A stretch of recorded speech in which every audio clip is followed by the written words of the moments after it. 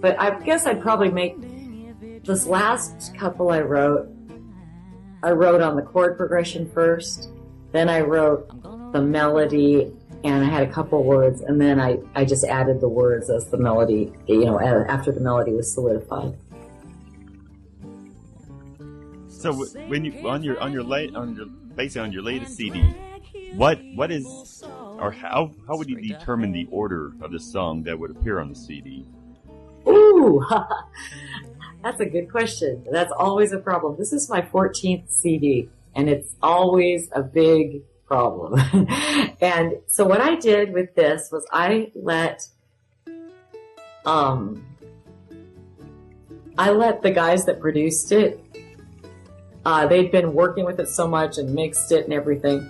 They came up, I think Bert Battaglia came up with the first few song type orders, and then Brent did the rest, I believe. I don't really know. I can make up a set list, and a lot of times I'll kind of do it like a set list and then see what the engineer thinks or the producer. Because it likes to go, in a certain way. You don't want to have it be real draggy, and you don't want to, you kind of just want to, and some of them tell a story. Now, this one isn't a concept album like that, but I always like to, I don't know. I think I more ask people who are working with it really hard and have worked with it for a long time, these particular songs. They'll know what sounds good, next to each other. Is this the same process you have to when you're doing a live show? Yeah. There's a lot of people that can do a live show without a song list. I'm just not one of them. So I usually will make up a set list, and then I'll make up, like an alternate one, just some songs I can grab out if I need them, and then I will work up a set list the way I've been playing so long. One duo that I was in, I know we did over 3,500 shows in that duo, and so what I would do is figure out usually if it's a bluegrass crowd, you're going to want up tempo, a couple of waltzes, a hymn, and then end up tempo again. If it was a lot of times, because I have so many children, I did a lot of jazz standards in private clubs, and so that I would change that type of a set. It just depends on where I'm playing, and if it's a festival, private club, nightclub, whatever. Could you repeat the duo's name again? Sorry, my computer froze. I'm sorry, the what name? The duo. Which... That was Double Stop, and that was with Roger Ferguson, my former husband and great player. And then we would sometimes hire different people. I played with a wonderful, for the jazz stuff, played with Jeff Morrison, who is Frank Sinatra Jr.'s arranger and conductor, and just amazing. It was just like going to school playing music with him. So I recorded many of the beautiful jazz standards, and those turned out really great. And so I could stay home. I have 6 grandkids now, but when I had my 5 kids at home, and I had a lot of our relatives living with us too, kids, I would try to be home as often as I could during the school year, so I would try to play jazz standards and private clubs around the area, and then do the fairs and festivals and concerts in the summer. So who were the top 3 songwriters? You named a lot of them, but which one, if you had to rank them by the top 3? Let's see, let me think. I really like Irving Berlin a lot. And I really, really like Tom Waits, and I like Brandi Carlile. Those aren't top ones, but those are like ones maybe people haven't heard of. Again, Chris Stapleton, Mike Henderson. My girlfriend Will Maring, she's a wonderful player and songwriter. I have a friend, Barbara Lamb, great songwriter and player, and my friend Kathy Chiavola, another great songwriter and player. And for composers, I like Mark O'Connor, I like David Greer, and I like Chris Thile. So who are your music idols? Ella Fitzgerald, Oscar Peterson. I like, oh shoot, his name is just getting away. I love Doc Watson.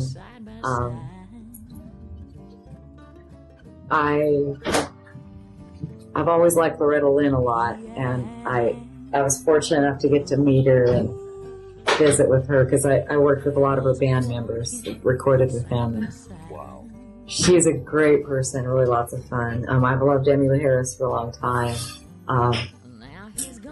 I can't, just so many that I haven't even gotten a chance to think about. I know I'm missing several people that I'm big fans of. So tell me about the album that you have out and the songs on them. Oh, all right. This is Tears to Gold. Look, you can see it right here. Woo! Am I doing it right? Yeah. Hold on here a second. Yeah. All right, now put it up to the screen again and still. All right. Wait, is that right or down here farther? Yeah. Okay, we got it. Okay, great. Yeah, that's Tears to Gold, and it's on Landon's Records, a little label on Bainbridge Island, and we just made this label up and made this for my 14th CD to raise money for the Native Horsemanship Youth Program. And we've been running that here on our reservation in Washington State for, I don't know, since 1998. And now that I don't have to work quite so much and not on the road so much, we thought we'd release this CD and have just sell it online and do a couple of shows, and it ended up getting lots of airplay all around and selling lots. So I'm doing a few shows. I'll do one Saturday up in Bellingham, Washington at a big bluegrass bash or festival or something. And then just we're just using it to raise money so kids can come out and have horses, and whether they have physical, mental, emotional handicaps, or if they're just too poor to have a horse, they can come and have one. And it's lots of fun. And I've had Taj Mahal. No, we're asking him to do the next one. We've had Mark O'Connor come and do a concert for our fundraiser. David Greer. I'm trying to get Taj Mahal for the next one. And then this year we just did the CD, and it's just doing great. So in your early years, when you were telling your family and friends that you were going to start a band, what was their thoughts? What was their grief? What did they say? Were they supportive? Were they... Well, yeah, because I had to start playing for a living when I was, a teenager, because I had a baby, and so everyone was for it because I was making money, and they could watch the baby at night, so no one cared. They were just glad I could make a living. And then it just kind of snowballed from there, and I just couldn't believe I could make that much money. So that's what I ended up doing. And then, but I had a lot of kids close together, so necessity. Everyone was supportive though, because like I said, if you are, I hate to say this, but should you be in that position, and if you can sing and play, it's a pretty good gig. It really is. And it's been real good to me. You have to be good enough. But you don't even have to be that great. You just have to be, one guy that I worked with told me you don't have to be, if you're not in the music business and you want to be, it's either because you don't have the guts or you don't have the talent. And he said there's a lot of people who don't have the talent, but you have to get out there and do it. And that is probably true. People want to be entertained, I guess. So what's the hardest part about getting into the music business? What were some of the trials and tribulations that you were able to overcome that you could probably expand on to maybe help the kids who are maybe be going through the same thing? Yeah, I would say, booking. You need to be a good business person and be able to book. Then instantly you're not going to be giving some of your money off the top to someone else.